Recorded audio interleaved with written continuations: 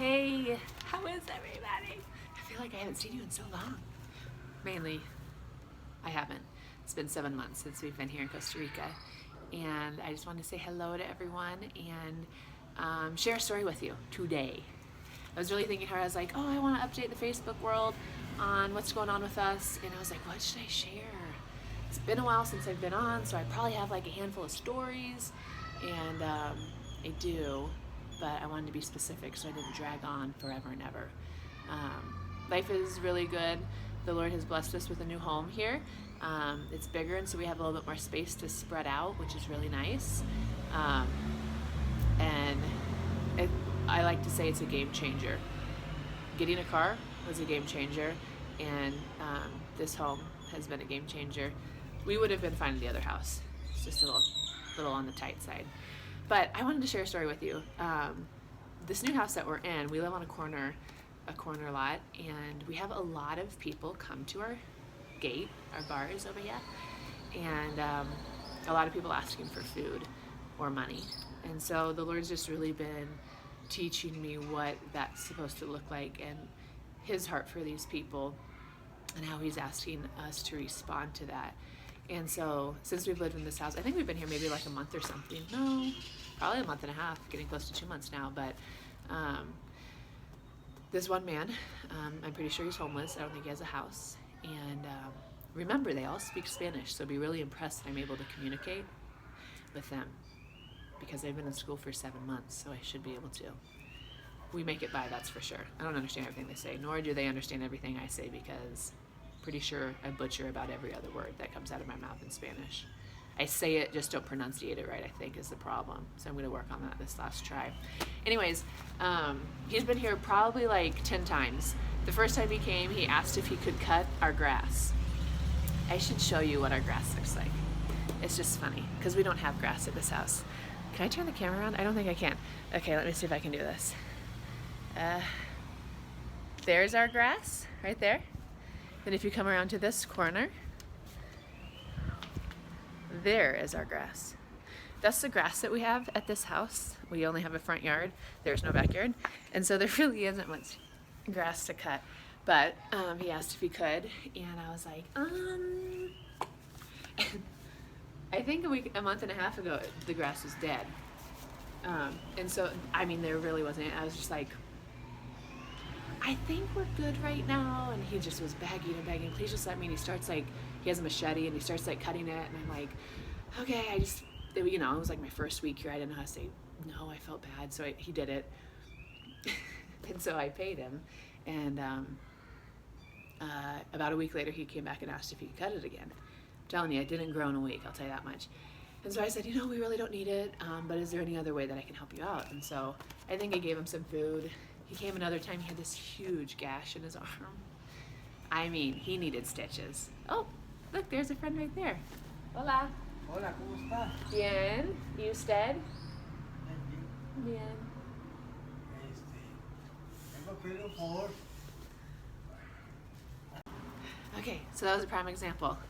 We just get people in this corner sometimes every day, sometimes multiple times a day.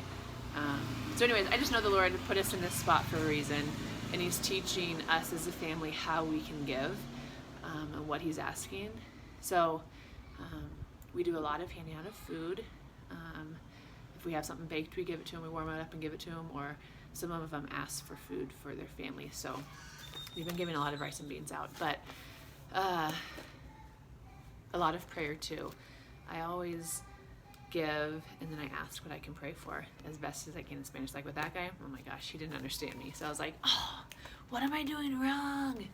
That's okay, I'm gonna get it someday, right? But anyways, with my other friend, so he came once and he had a huge gash on his arm. Like he literally needed stitches. And so he's like, can you help? And so I gave him some Neosporin and a huge Band-Aid, and so I've prayed for him before, I've talked to him before, I've paid him to cut our grass, I've given him Band-Aid and food. But he came probably 2 weeks ago, and he said, I need to call my mom. I was like, okay. And so we have in this house one of these phones. Yes. Boom, you see that? Yeah. So I tried to take this and I tried to stretch it outside, and it like wouldn't reach the bars. It got really close, and we couldn't get it to work. So I brought my phone out, and I said, "Okay, tell me the number." And so I dialed the number, and he put his hand out, like, "Give me the phone, I'll dial it." I was like, "No, I'll do it." You know, I wasn't gonna hand my phone over, because I'm, you know, smarter than that. And so I was standing there, and he was saying the number, and he was saying it really fast in Spanish. And numbers are hard sometimes. Not 1 through 10, but when you're starting to get into the 50s, it's a tricky one for sure. Anyways, and so he started saying the number really fast. I said, "Despacio, por favor," and I leaned in like this as I'm holding my phone. And as I leaned in to listen, he grabbed my phone out of my hand. And, well, we have these bars, and I, like, death gripped it, and he pulled me through the bars. Here, let me demonstrate. Look at this. He pulled me through, and I'm like this, and I'm like, I looked at him in the eyes, and I was like, "No." And I was just, like, staring into his soul. And I was just like, "No. I thought we were friends." And he's, like, pulling on it, and we're, like, playing tug-of-war through the bars. I had a death grip on my phone. It's been stolen once.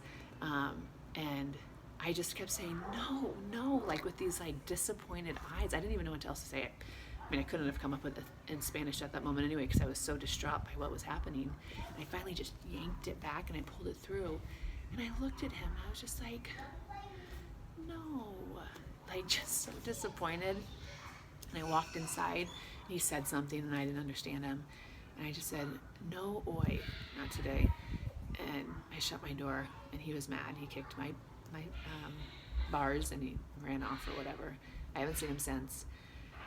And so, you know, I mean, it was a good, it kind of like put myself in check. I think after being here for a while, I get comfortable with life and thinking I've got it figured out and we're safer. But I think it just reminded me that it is, you know, a little bit more dangerous here than the States, and that I just need to not ever have my guard down. But I feel like the Lord has been speaking to me this verse when I heard it in church a couple of weeks ago, and I think it's for all of us, so I'm going to read it. Isaiah 61:1. "The Spirit of the Sovereign God is on me, because the Lord has anointed me to preach good news to the poor.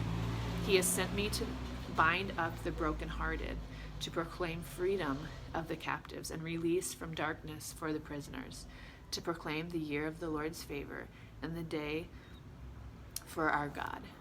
And so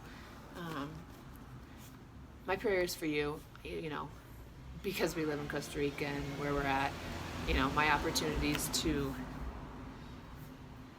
preach good news to the poor is probably, you know, everyday thing, whereas for you don't necessarily see the poor, you know, or homeless people as often maybe as I do. But, you know, the verses that kind of like stick out to me is proclaim freedom for the captives. And we are all, you know, there's bondage over all of our lives. Like Satan is after every single one of us for the rest of our lives. And if we're not actively stepping and walking against that and saying and speaking truth over our life and not listening to the lies of what Satan is trying to pour into our lives, you know, we are in bondage. You know, we are prisoners to that. And so I just encourage you to seek and look for the ways that you have the opportunity to do what Isaiah 61 is asking, to preach good news to people that are stuck in bondage. And that's even to our fellow Christians. It's not just non-believers, because a lot of these homeless men that I get to pray for and give food to, a lot of them know the Lord. And so I hope that by what we get to do for them, and Aiden's prayed for one once, it was just so sweet, and Josh gets to stand out here and talk to them on a regular basis too. But I just pray that we are remembering not just giving them food, but also preaching good news and helping them be set free from the bondage that Satan has over their lives. So I love you all. Thanks for watching, and I'll see you soon. Maybe not. Maybe just on Facebook. Okay, bye.